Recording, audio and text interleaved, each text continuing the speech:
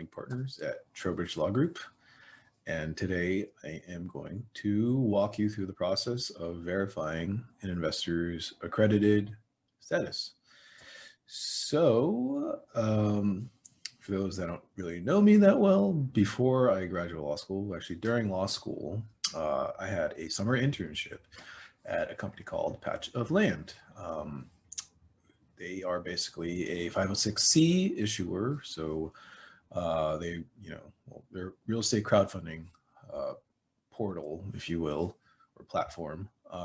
And because they're a 506c issuer, they can only raise money from accredited investors, and they need to take reasonable steps to verify each investor's accredited status. Well, when I was working there as a legal intern, one of my main jobs was verifying investors, going through the process to make sure that each investor that was on the portal was accredited, because that's the rule, right? You have to take reasonable steps to verify them.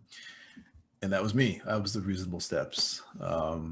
So let me walk you through the process that I went through.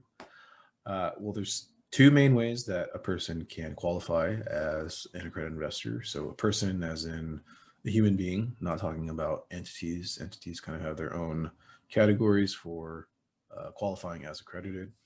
So if you're an individual, it's either net worth or income. Net worth, you need to have a net worth over $1 million. And when I was at Patch of Land, what I would look at to verify someone's net worth, well, first of all, you have to verify their assets, and then you have to verify their liabilities. And assets minus liabilities, if that was over $1 million, then they're accredited. So assets, common documents that I would ask for from the investor would be bank statements, investment account statements, retirement account statements, basically whatever the investor wanted to use as their assets.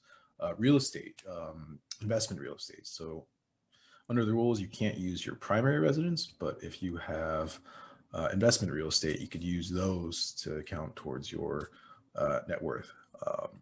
But if you're using real estate, then it's only the equity in the property. You can't use the entire value. You have to subtract outstanding loan balance to get the net positive value of the property. So add up all those things: bank statements, investment accounts, retirement accounts, investment property. Some weird ones that I saw were personal property, right? So some people were kind of close to the $1 million threshold, and I had a few people that wanted to use their cars. So first of all, they had to show proof that they own the car, and then I would ask them to do like a Kelly Blue Book value of their car to get the approximate value. I had another guy that wanted to use like jewelry, so he had a few Rolexes that he owned. He had to show proof that he owned the Rolexes, and then I asked him to get like a third-party appraisal or show me somewhere the value of those Rolexes. Anyways, add up all those assets, and then liabilities. What we would do is we would ask them to pull a credit report. You get a free credit report from one of the three agencies. So investor had to pull a credit report. So I would look at the credit report, just add up all the liabilities, take all their assets minus liabilities, $1 million, he's accredited. That's net worth. Income, though, so for income to be accredited, if you are single, it's $200,000 of gross income for the previous 2 calendar years, and you reasonably believe you're going to exceed that this year. So right now it's 2021. So your income had to be over $200,000 for 2019 and 2020, and you believe you're going to exceed that again this year, 2021. Or if you're married, you can combine your income, and your combined income has to be over $300,000. So when I was verifying income, what I looked at oftentimes were tax returns, W-2s, pay stubs every once in a while, K-1s, basically anything showing earned income, right? And if those were over 200,000 single or 300,000 married for the previous 2 years, and they check a box and say, oh, I think I'm going to exceed that again this year, they're accredited. Those are the two main ways for people that I went through for verifying their credit status. Entities, though, can get a little complicated. Generally speaking, if an entity has over $5 million in assets, so not net worth, just assets, it's accredited. So if I was verifying an entity, they just had to show combined assets from different accounts or whatever assets the company owned. Those assets total over $5 million, then they would be accredited. That entity would be accredited.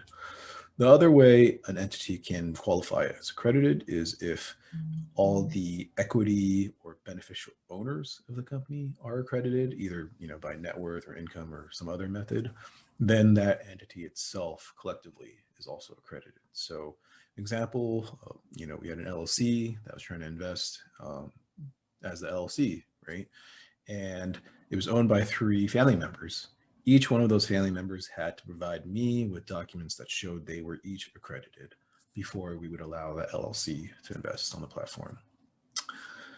That is basically it. That was part of my job at my old company. I know now it's changed a little bit because previously we would have to do that verification process every 90 days, right? So even though an investor invested previously, I verified them. After 90 days and they want to invest again, unfortunately, I would have to re-verify them. For the income, it's not that hard because we already have their tax returns, so we could see the previous 2 years. So they just have to re-say that I believe I'm going to exceed that again this year. But for net worth, things change, right? So we had to ask for their bank statements again, their credit report again, and you can only get so many free credit reports. So it was kind of hard, to re-verify someone after 90 days for net worth.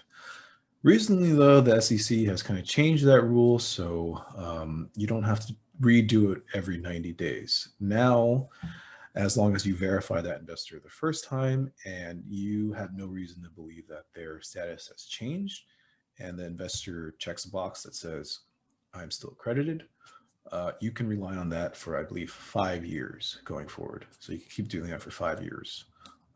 Which is huge. 5 years versus 90 days. That's night and day, right? Completely different. So I think that new rule is going to make it way easier for not only investors, but issuers that are doing 506C offerings to attract more investors, right?